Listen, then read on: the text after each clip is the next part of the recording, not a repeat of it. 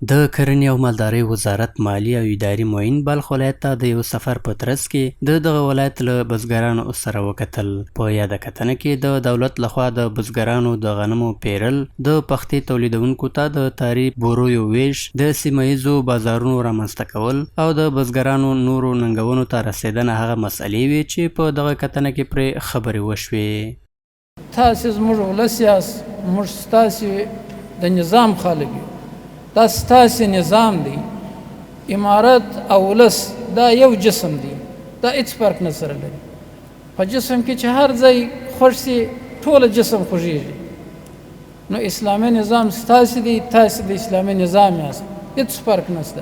انشاءالله وزارت زراعت مصمم است تا مارکت های منطقوی ملی و بین المللی را انشاءالله پیدا بکنه. در این راستا برنامه های داره، انشاءالله در فرصت مناسب باز آنها را براتان تشریح میکنم. ولی یکی از بازاریابی صفت عمده یا فاکتور عمده است که محصولات ما باید معیاری باشد. د 50,000 ټنه غنمو د رانیولو په اندازه باندې پیسې منظوري کړي چې بیا د شیخ صاحب مبارک د خوا څخه 1 میلیارد افغانۍ منظوري سولې.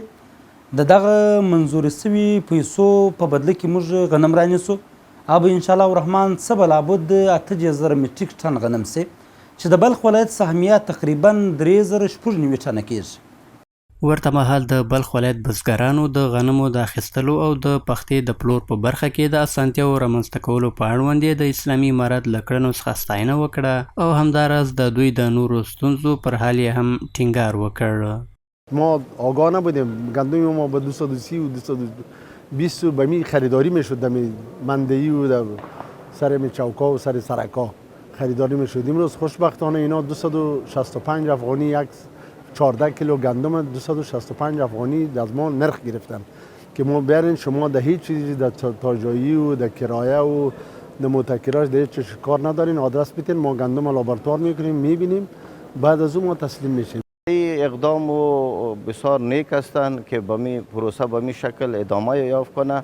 انشالله به توکل خدا برای زائرین 100% به مفید و به فایده زائرین هستند. از ریاست زراعت، از وزارت زراعت خواهش ما می است که کوت ما را قراردادش پایین بده، حداقل از نرخی که از ازبکستان یا قزاقستان کوت می از او که 100-200 روپیه پایین باشه که تا بتونه دهقان ما از این کد استفاده کنه. یک موضوع و موضوع دومیش است دوای اصلاح شده ما نداریم. دوای اصلاح شده ریاست زراعت به دسترس دیاقین قرار بده که تا دیاقان عزیز ما بتونه از دوای خوب و با کیفیت استفاده کنه بتونه.